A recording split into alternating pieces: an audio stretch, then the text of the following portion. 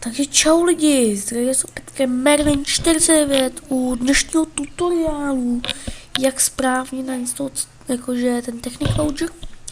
Jako první půjdete na prohlížečovou stránku Seznam a dala jsem CTL 11 Minecraft CTL 11, to si sem dáte a vlastně stáhnete si to někde, najdu už to, dávám to do popisku videa, abyste to tam viděli a vlastně pak se vám stáhne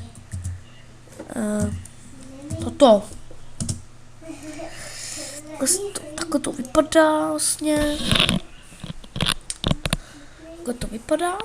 Vlastně to nainstalujete a takhle to vypadá. Tady můžete zadat i svoje vlastně, co chcete, takže na to dvakrát poklepnete. No a teď zadáte ten, vlastně když chcete třeba hrát čarovný Minecraft, tak se mu zadáte a máte čarovný Minecraft, což je úplně primitivní. A vidíte, že tady máte různý mody. A tak já třeba hraju Tekit, ale nehraju ho přes tady to, hraju přes normální Tekit, jakože přes normální launcher. Vidíte, že tady mám i svoje přihlasovací jméno. Vlastně a takhle to zapnete. Nevím, jak bych vám to nějak ukázal.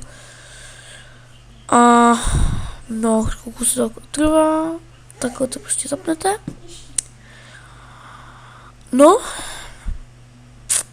A takhle se to rozklikne. Chvilku počkáte. No a vidíte, že tady máme třeba ten náš svět. Já se otevřu tady třeba na YouTube 1. To je můj, který jsme chtěli natáčet přes zamači, který máme. Takže teď se to docela bude lagovat podle mě. Ale teď se to asi docela doseká. Nebo no prostě tady nebo Words třeba.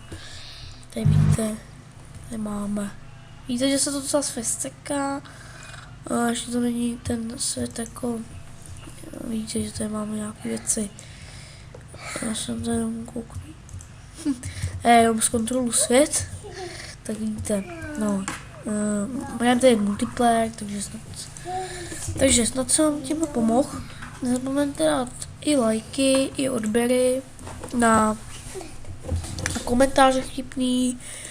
A příště bude tutoriál na Optifine, takže další videa zase čau.